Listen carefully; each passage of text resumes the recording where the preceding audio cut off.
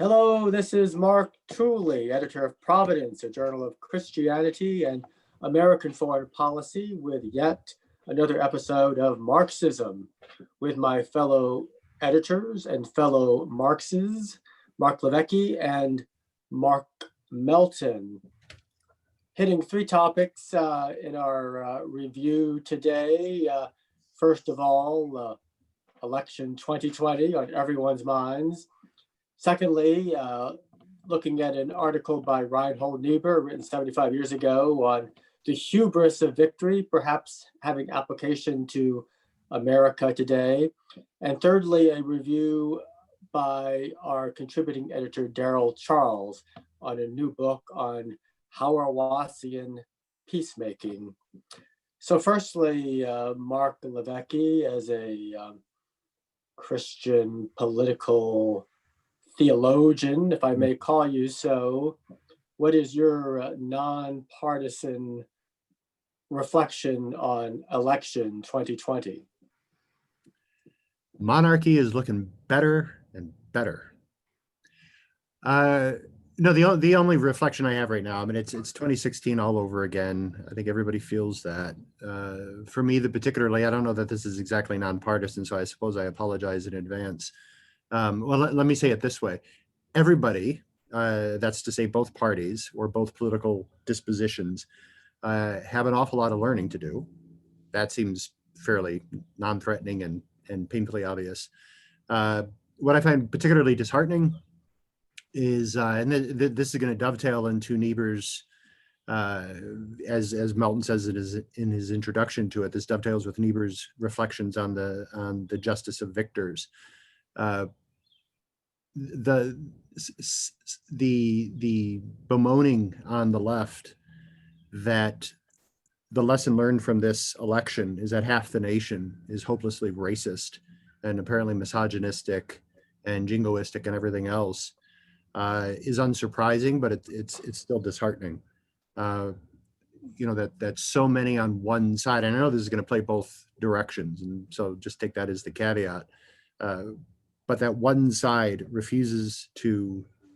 that some on one side refuse to see the other side as having anything approaching legitimate reasons, deeply heartfelt, legitimate reasons to throw their weight behind a president, not necessarily endorsing everything about that president, but not being able to see their way to believing support for Trump could mean anything except racism and misogyny.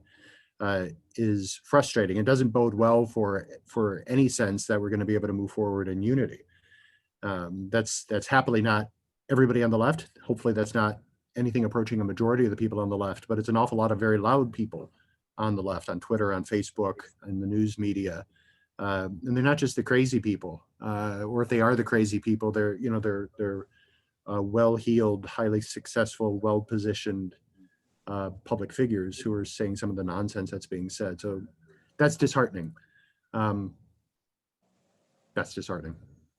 Well, on a more upbeat note, we can observe that after 232 years of American presidential elections, all of them constitutionally and peacefully conducted, there were apprehensions that perhaps there would be some violence related to this election.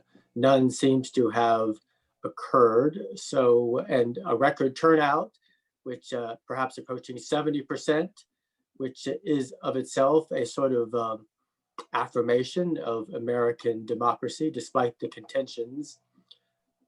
Mark Melton, do you see the dark clouds, or do you see the sun rising from your sheltering spot down in Southside, Virginia, and the Tidewater? One thing that I liked seeing was that Mississippi has a new flag, and that last time I checked, I think it was a 70% vote yes. And so being from Mississippi, I am happy to see that.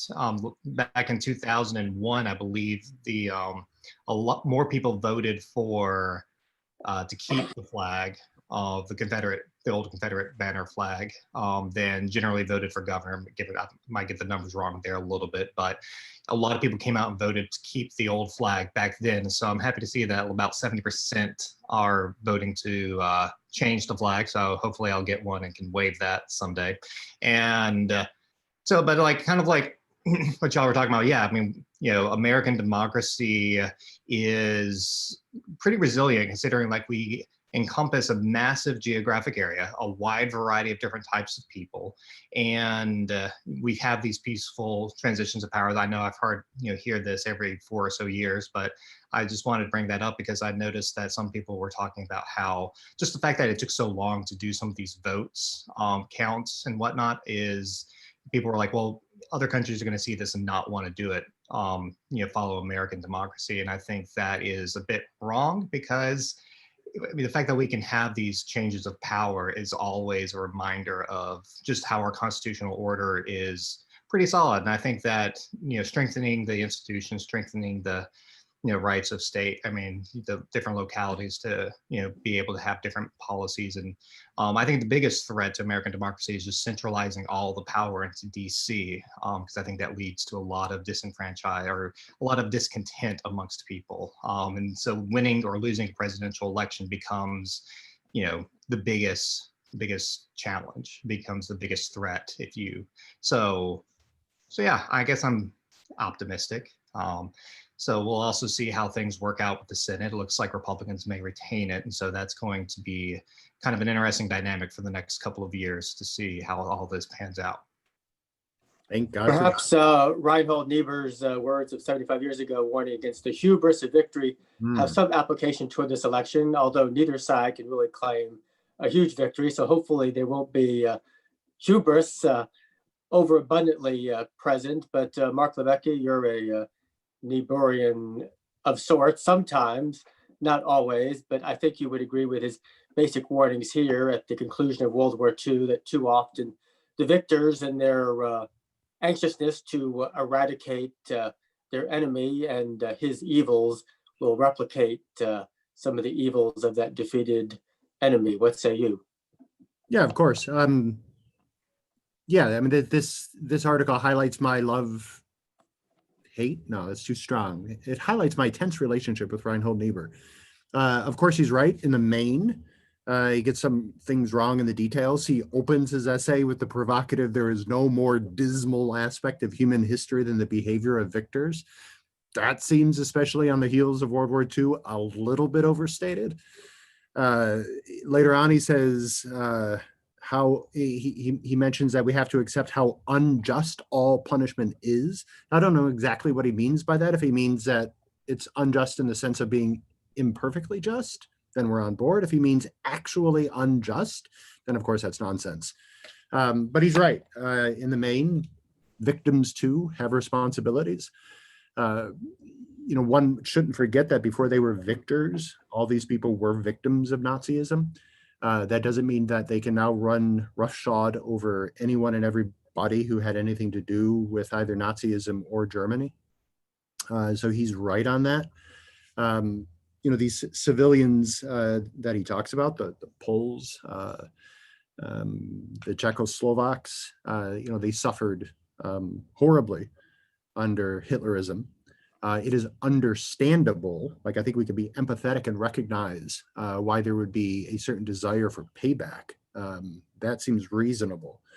Is it excusable? No.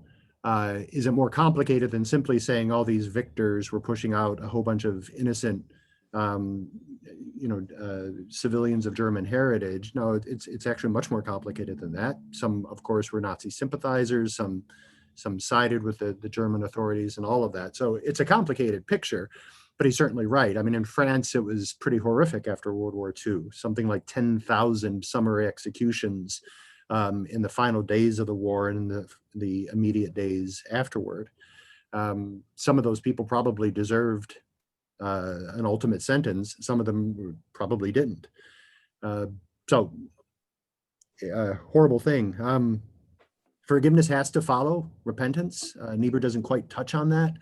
It pays to remember that before we simply forgive, there ought to be some movement on the side of the offenders.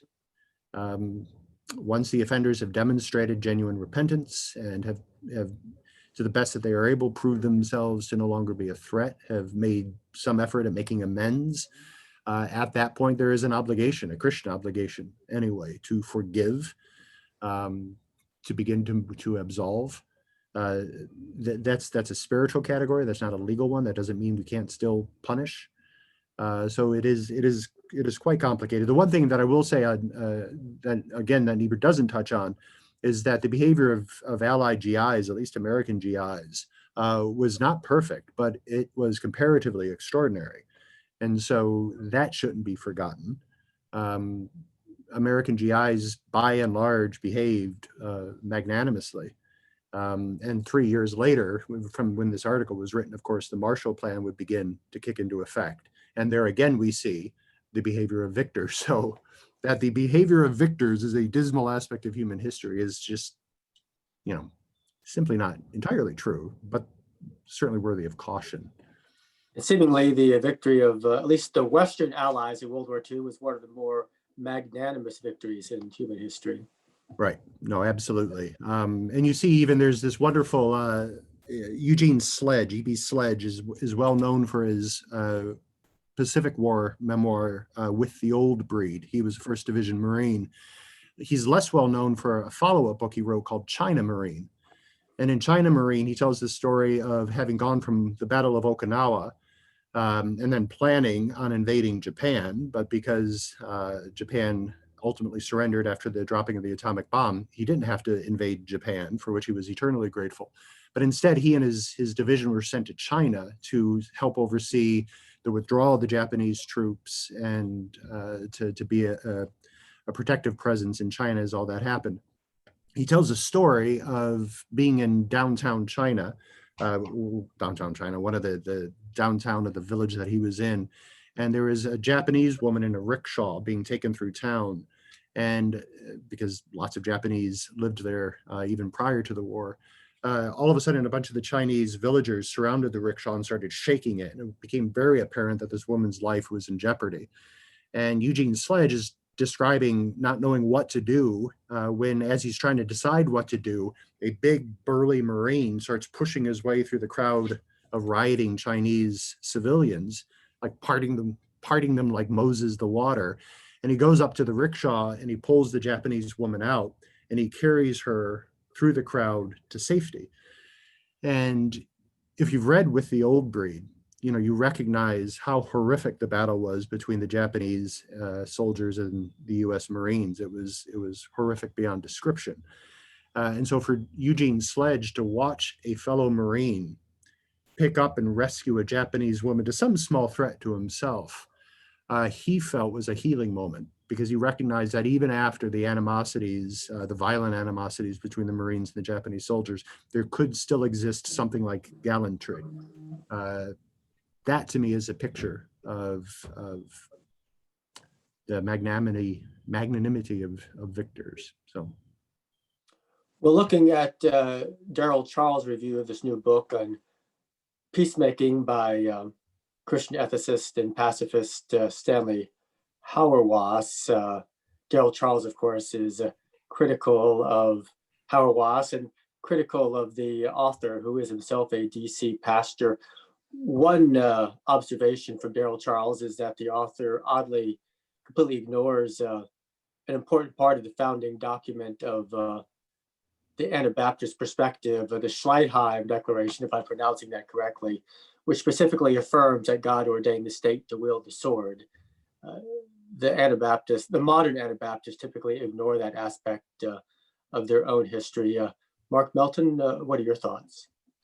Well, this is, coming from a more secular foreign policy background, I, haven't really read up on a lot of these different types of specific declarations and whatnot, these different church groups. I'm more familiar with my own tradition and background. So reading this, review was interesting to kind of get into the history, like you said, of the Anabaptist position. And also I know that Keith Pavlicek. He has, I don't think he's written anything for Providence specifically on this. I know he's spoken at an event for us, and I know he's written, I think, a chapter in a book about the more Calvinist Reformed response to the Anabaptist. And perhaps we can add a link if I think it was a book that I have on my shelf that I haven't gotten around to reading, where he kind of delves into that. And so yeah, like, you know, it's an interesting review to kind of get into that history. I think you're thinking of, he's probably done it in numerous places, but I think maybe in Philosophers of War, which is edited by Eric Patterson. I think you talk about it in your podcast interview with him. Oh yeah, probably so. Yeah, I mean, he tends to take the Schleitheim and you know, ram it down the throats of modern day Anabaptists. They've abandoned their own tradition.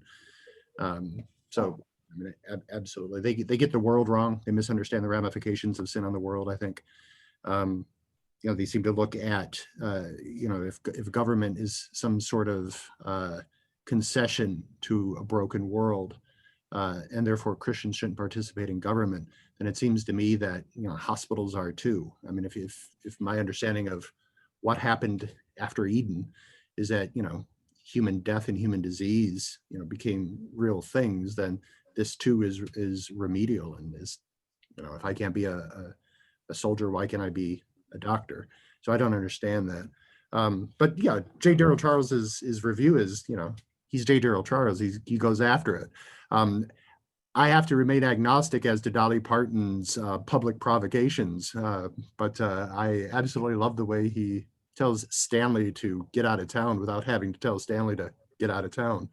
So it's beautifully done. It's a great review. I think he does a good job of critiquing your tradition based on its own tradition. And there's an awful lot that Christians everywhere, I mean, outside of the Anabaptists included, the Catholics, Protestants, you know, we've forgotten the origins, the headwaters of our own tradition, which is why I think Providence does such a good public service.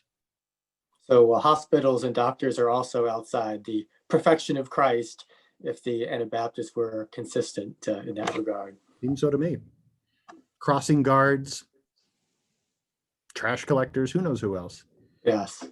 Well, on that note, we at Providence certainly vigorously affirm crossing guards, trash collectors, hospitals, and doctors as being within the providence of God. Mark Levesque, Mark Melton, thank you for another good conversation in this episode of Marksism. Until next week, bye-bye. Thank you, boss.